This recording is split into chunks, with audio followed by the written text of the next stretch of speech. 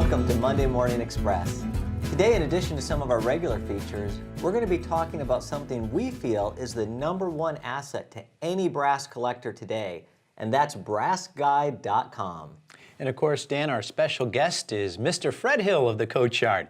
We're going to catch up with Fred and talk to him about some of his latest projects, some of his recent travels around the globe, and stay tuned because we have a special new announcement. Yeah, I can't wait. He hasn't even told us what it is yet. Also, we're going to give you a little update on a collection that just arrived, some really nice custom Southern Railroad items. And we're going to look forward to an interview with our own web programmer, Mr. Neil Axe. Yeah, we call him the man behind the curtain. In our History of Brass Model Train section, we're going to be seeing how brass has been, well, consistently inconsistent through the years. And we're going to be upping the ante on the giveaway for the contest that Jimmy Booth started for us last week. Looking forward to all of that on today's show.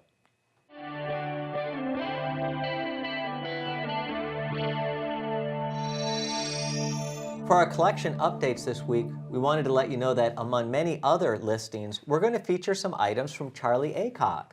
And you know, Dan, it's interesting because Charlie was actually featured in the 2013 NMRA magazine and was part of the 2013 NMRA layout tours. Yeah, and since he wanted to model the Southern Railroad, there wasn't a lot of items available for him, so he had many items custom painted. A lot of the work was done by Hal Maynard, so it's very nice. And also to be aware of is that Charlie was really an operator. So even if some of these items are notoriously poor runners, he made sure they run excellent. So be sure to keep an eye out on the site for these amongst many other items.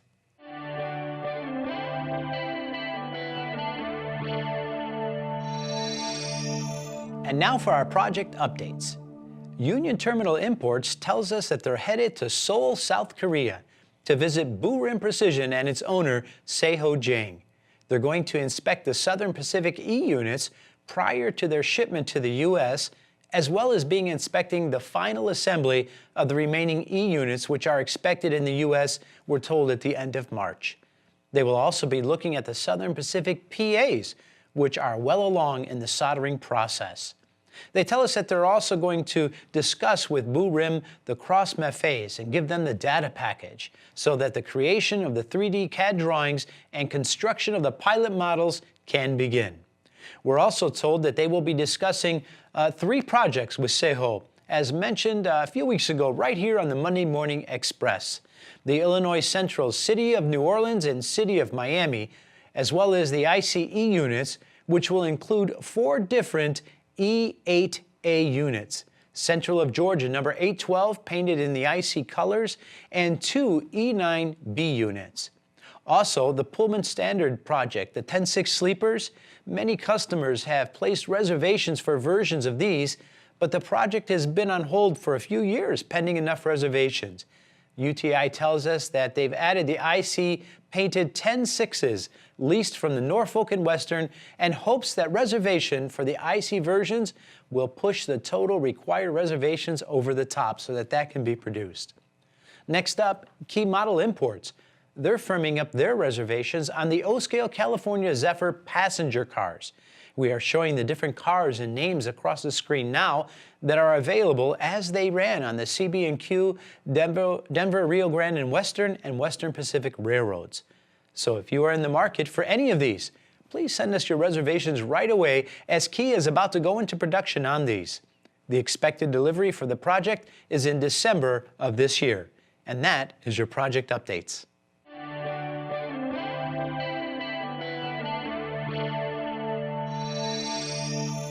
All right, and now we're going to join in with Mr. Fred Hill of the Coach Yard out in beautiful Pasadena, California. How you doing today, Fred? Good morning, gentlemen. How you doing? Oh, Good. by the way, I got this coffee cup I got from the store in Pasadena. Still waiting for my Morning Express cup. Yeah. We're going to send you one. I have to use this old cup. We're going to send you one, Fred, but the deal is you can't give it away to the first celebrity that walks in your store, okay? I mean, this beauty's for you and you alone. You tell them guys if they want one, they got to come on the show. There you go. All right. You got a deal. All right. So how are things out in California? It's still a little rainy here today. We're getting a lot of rain, but as usual, we need it. And of course, Southern California, we need the water. Right, Yeah. right. Very good. Okay. Hey, So we hear you've been traveling all over the world. You went to Germany and a few train shows. well, not necessarily all over the world, but halfway. Feels like Went to it. the Amherst show in Springfield, Mass, at the end of January, and then from there I springboarded to Spielwarenmesse, which is the Nuremberg Toy Fair. It's the largest toy show in the world. It's pretty expansive. It's I think 15 acres of toys. I mean, they're plush toys, all kinds of toys, educational toys, and the fair lasts 7 days, so it's pretty exciting. There's 15 halls over in Germany, and one of the halls is devoted just to model trains. And what's really kind of exciting is that you take a company like American Trains. They have a display that's 10,000 square feet, and Fleischmann and Rocco have another display that's 10,000 square feet. So you can imagine how elaborate these displays are. And what this year they were really featuring is what we call a command control on your phone. It's Bluetooth command control. So you're actually going to put apps on your phone and run your trains from the phone with sound and everything. So that was the big exciting news in Europe, is the new DCC control of trains with Bluetooth. Yeah, the technology cool. keeps changing. It's pretty interesting. Oh, it sure does. And not only that, but the speakers. I know a little mundane thing like a speaker, but that's so important if you're going to have sound equipment. And then the new Keep Alive systems that everyone's developing, so you don't have an interruption in your electrical contact with sound, which is very, very important. Absolutely. So they're really spending a lot of time on that, just like here our manufacturers in the United States are doing a lot of work on that too. Right. I noticed that when I was at the Springfield show at Amherst. That's what the big thing was, and of course a lot more building kits coming out, for American prototype. Cool. Kind of makes us feel like we're at the show with you. Thanks for mentioning it. I hear a train in the background. Well, hey, listen, fill us in just a little bit. We're going to talk about a couple of the projects you got here, and I know you got something you want to tell the audience here, but what about the Cab Forward project, the 2882s? Where do we stand with those? Well, I received my what we call pre-production samples. Cool. I have them air freight one of each model over to me for inspection and to do the photography on. Right. And the rest is coming over via sea freight. Right. So that means my shipment is just about 2 weeks away. It's 13 days to cross. So right. Okay. So we're seeing a great and some great photography there. Kudos to Ken Johnson. Nice job in taking those images. Really cool. Yeah, Ken is a very qualified photographer. He works for a very well, how should we say, a company that everyone knows, Industrial Light and Magic up in the Bay Area. So Might have heard he's a of good it. photographer. Excellent. Well, nice They job. they really are beautiful. They show those models off like art. They're just gorgeous. Very good. And so with those, we just wanted to mention we've got just a very few of them left, even on our website, because that project is it's a nice seller for us too. We know you usually do passenger, but with this steam project, it seems like you're hitting a home run with it. Well, this is our third steam project. And I'm going to leave the steam up to Jimmy and Jimmy Booth and the other guys. But this is when I started 4 years ago and just wanted to finish it. Sure. It started out with 2 models, and obviously we've blown it out to 9 models. So, I'm never satisfied just doing a couple. I like to see variations. There you go. They're going to be great. They're DCC ready, full lighting, all that, right? That is correct, Danny. Great. Okay, Yeah. very cool. Can't All wait right. to see 'em. Yeah, right. Yeah. Bill should be here. Yeah, like you said, you got the pre-production samples, so beautiful. We'll see him pretty soon, which is cool. Yeah, pickup notices will go out in a week. All right, very good. Yeah. So hey, listen. So tell us what else you have on tap. Well, right now, the next project that'll be coming in will be the Los Angeles Limited. St. Louis train will be next. Yeah. Then following that will be the Texas Zephyr. And then we'll have the M10,000 2s and 4s coming in. Right. lot of projects going on. Okay. Following that will be, what do we got? Oh, we start the Pennsylvania run. Oh, So we've yeah. got the General and the Spirit trains, Right. and then we'll have the 20th, not the 20th century, but the Pacemaker from the New York Central. So Very everything cool. is moving along very quickly. We actually have 2 production lines now in Korea. Wow, nice. Nice. Very nice. Yeah, we're doing so many trains that we had to expand the line. Okay, very good. All right, so we look forward to those. Yeah, you mentioned the Wabash City of St. Louis and the UP Los Angeles Limited. So we do have some reservations available on our site for those, but those are what's up next then after the Cab Forward project. Very cool. That is correct. And now, Fred, you promised us a super secret exclusive announcement. We want to hear it. Dave and I just Friday got approval to do the 1992 Santa Fe Employee Recognition Special. Wow, Nice. cool. Train that went from Los Angeles to Chicago and back and pulled 10,000 employees on the Santa Fe Railroad at the time. That's neat. It was Yeah. a special train pulled by ex-Santa Fe 3751, which I happened to fire on that. Ah, look at that. It was a great trip. It was 6 days to cross the United States to Chicago and then 6 days coming back. So we had a lot of fun on that trip. Wow. So we finally got permission to do the train. That'll be great. Very cool. Thanks for the announcement. We appreciate it. Together all the announcements and the material on that. We've had the data for years, but just couldn't get approval from the railroad. Now, is that coming a set? How many? We will do that. The train itself was about 14 cars 14 long, cars. Oh. but we will do it in an 8-car set, Oh, okay. so an average person on an average layout can run the train, but then do extra ACF Regal sleepers to add on to Add-on that. cars. Okay. So there'll be an add-on set of 4 Regal sleepers. Great. Well, we'll look forward to those. That's for sure. Absolutely. Yeah, All it's right. going to be a very unique train. Okay. Well, Always Because- great talking to you, Fred. Thanks for the Say we'll be update. doing individual business cars for the Santa Fe within that too, so you can Okay.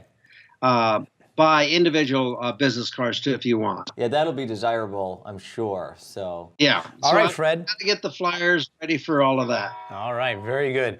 All right, well, hey, thanks for taking a few minutes out with us here. We hope all is well out in California. And again, welcome back from your travels, and we'll get you a proper mug in the mail, buddy. Well, and I'd like to close with just saying I like what you guys are doing. I think this is great for the hobby. I think it's good to be able to communicate with our customers. Yeah. I really appreciate the time and effort you guys are doing. So I give you the kudos. Thank you very much. Thank you thanks much, for Fred. your support, Fred. We'll Appreciate talk to you always later. being Okay. there. All right, bye-bye. We'll get you back on soon.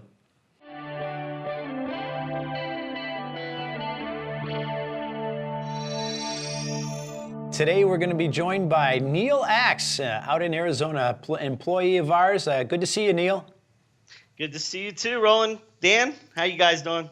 Great, Neil. Hey, thanks for joining us. You know, I was just thinking, it's kind of been a long road together, and we wanted to tell you we really appreciate what you've done to help make BrassTrains.com and BrassGuide.com what they are today. You know, we've had visions and ideas through this whole time, but you're the guy that's kind of taken that and turned it into a reality. So it's been so important to our company. Oh, thanks, guys. You know, I really appreciate the opportunity to work with you on this site. It started as a much smaller site, simpler site, but over the years we've really developed it into something that's really feature-rich, and I'm really proud of it. Yeah, we know you've worked on-site here in Florida for many years, spent some time in Sweden, and now out in Arizona, but all the while making sure that Brass Trains was secure and up-to-date. Yeah, and Yeah. Neil too, we know we got some cool things planned for the future, which we'll talk about. But first of all, tell us a little bit about some of the challenges that these sites have presented to you as the designer throughout the years. Sure. Well, you know, pretty much from day one, we realized that Brass Trains' customer base required an enterprise-level site that would normally take really multiple programmers, some IT support staff. But of course, you know, this is still, at the end of the day, a small business. So we approached it with just no sacrifice attitude. And honestly, the average customer is probably not even aware of the complexity, the cost, the customization, and the level of security of these sites. And in fact, with this avenue, this venue of Monday Morning Express, I'm really glad to see that you're going to help them get the most of the many of these features. Yeah, you know, Neil, security is something that many don't realize how complex it really is from a programming standpoint. But we know you have extensive high-level training as a senior web developer and have great experience that you bring to the continued development of our site. And of course, recently, we've added even greater levels of it. Just tell us a couple of things that you've added. Mm-hmm. Sure. Well, over the past year especially, we made sure that our security was upgraded and made sure that it was following the standards of the industry. And so that gives our customers a greater level of security with their data. And, we've added things like making sure that new accounts are verified. And we also have things like making sure there's no spam that gets by. So that's through things like making sure there's no automated bots, things like that. And that really enhances the security of the site. Yeah, and I know, Neil, sometimes that stuff can be like a minor annoyance, but Yeah. and like nobody wants to think about security, but it really is just as important to our customers as it is to us, so we appreciate the concerted effort on that. And we'll have you back again. We'll talk more about some of the updates, but give us a few little hints, all right, about what our viewers can expect. Sure, I'm really excited about the coming updates. We have a full video section planned because you guys keep adding videos. They need to be placed someplace, along with some incredible updates to the new brass reservation system and online brass guide. We're also developing a mobile-friendly version of the site, as well as SMS text messaging, updates on orders, alert lists, and more. And for our international audience, we really think that the enhancements we have planned are going to be valuable to them. Yeah, for years, we've always wanted to never stay put, keep moving forward with updates, and so we appreciate to hear some of those plans. And Neil, I got to tell you something else very important. Since you've now been a guest on the show, we're going to send you a mug. Look at that. Well, Dan, I really appreciate that, and I'll tell you why. Because this joint really needs some classing up. I've been using my alien head mug with UFO coaster.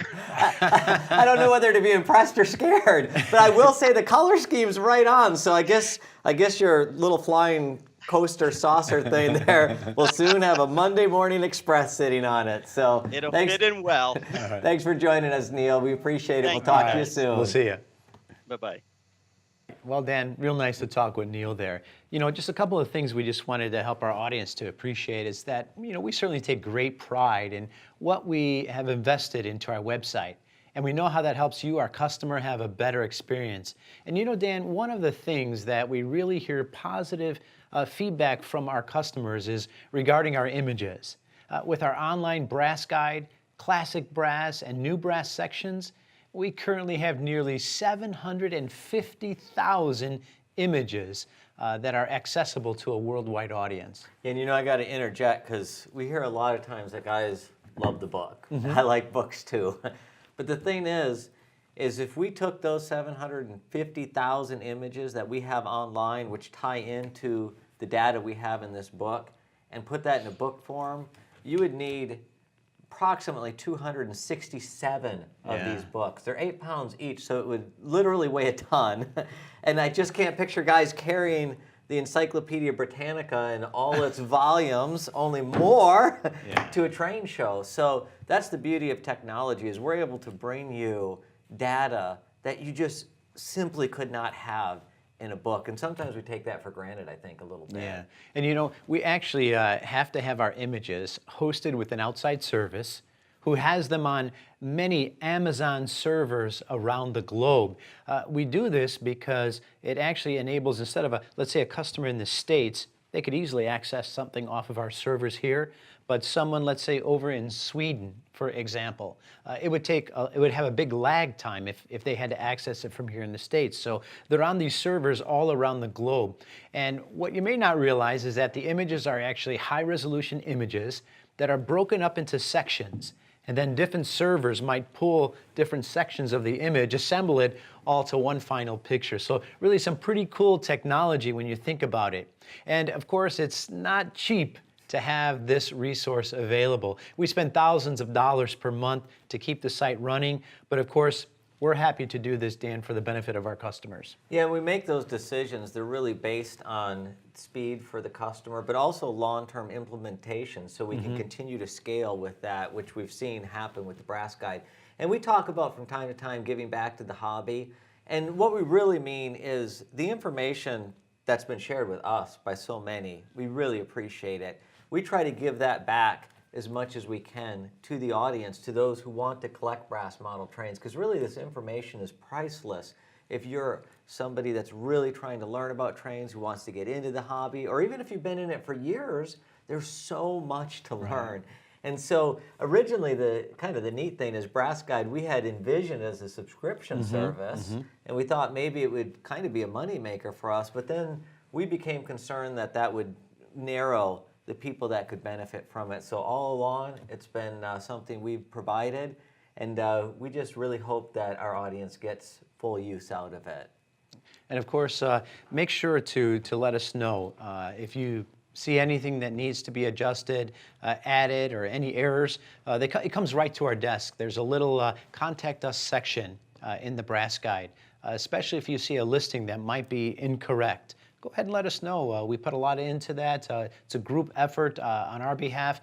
We have individuals working on it constantly. We want to make sure that we have the most accurate data out there for individuals. Yeah, and in the future, we're going to, not today, but give little tutorials and stuff to make sure that you're getting the most out of it, because a lot of people find it's a lot deeper and there's a lot more you can do with Brass Guide Online that they just may not realize. So we'll look forward to sharing some of those tips and tricks in the future. Absolutely. So there's a look behind the scenes.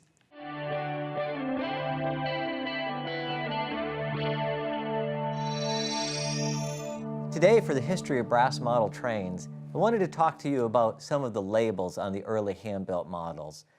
If you're like me, I remember looking through the brown books and seeing the descriptions of these hand-built, and it would say typewritten label. But what did that look like? I had never seen one.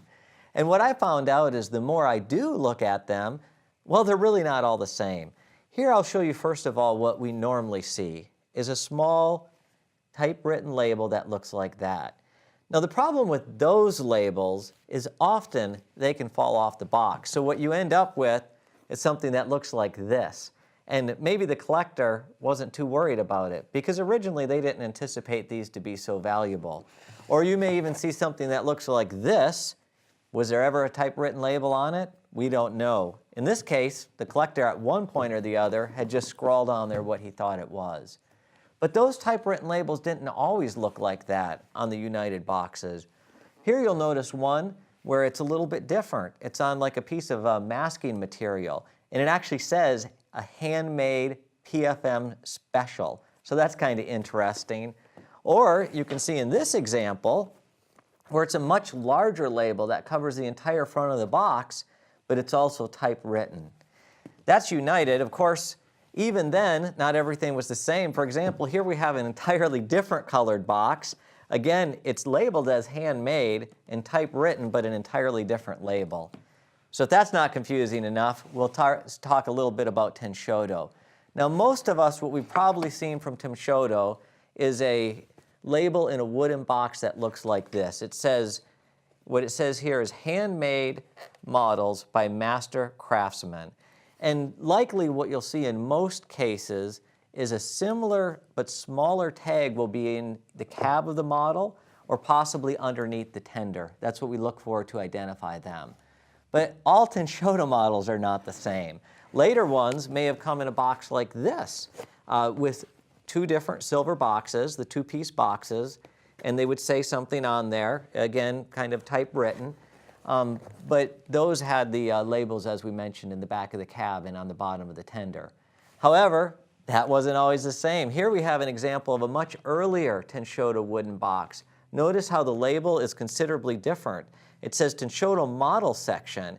Also, it mentions the famous Omega Central Model Railroad. That's a sign to us that that's an earlier model. Now I'll show you another rarity from Tenshodo.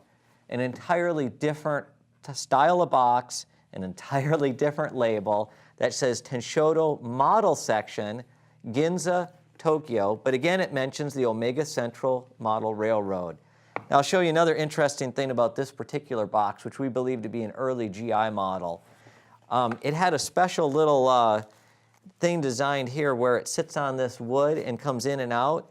And then if you look behind this kind of neat paper here, it also says handmade on the inside of the box. This model is actually quite a bit more crude, I would say, primitive than a lot of the later hand-builts. But it's just so interesting to see the great variety in these boxes. It makes it difficult, honestly, to assess these early hand-builts. But I hope you enjoyed a little look at a chance to see some of the variety. Now, we do want to let you know that in the coming months, several of these models that are from the Reed Dennis collection will be for sale on our site. So be sure to keep an eye out for them.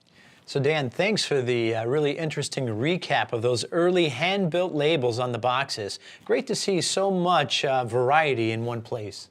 Yeah, and of course, Roland, that's just a sample of what we've seen through the years, what I've seen in some various collections. And I'm sure you, our viewers, have also seen differences. But it's really neat to kind of take a look at it. I just think it's fascinating. Anyhow, next week on Monday Morning Express, we're going to have our first in-studio guest, Mr. John Gray. Can't wait. Yeah, John's well known for his HO scale layout, the Wyoming division of the Union Pacific Railroad. Maybe you've seen that. John's also a prolific brass collector in virtually all scales, as we know, right up through live steam. In fact, we're going to talk to him about that. Yeah, and Dan's already shown me some of the images, some beautiful images from John's layout. We'll also be chatting with Mr. Ji Liu of Eisenbahn, Canada. We'll talk about some of his projects, philosophies, and the nice job he does packaging his models. Yeah, as we see here, and we'll show you what's in the box, or bag. Well, anyways, we'll talk about that. And you can look forward to an amazing video which will showcase some of the beautiful work from Mr. Boyd Reyes. Now, Boyd has done some of the finest custom passenger work that we've ever seen. And seeing that work in motion, it's really spectacular. So thanks for joining us on Monday Morning Express, and we'll see you next week.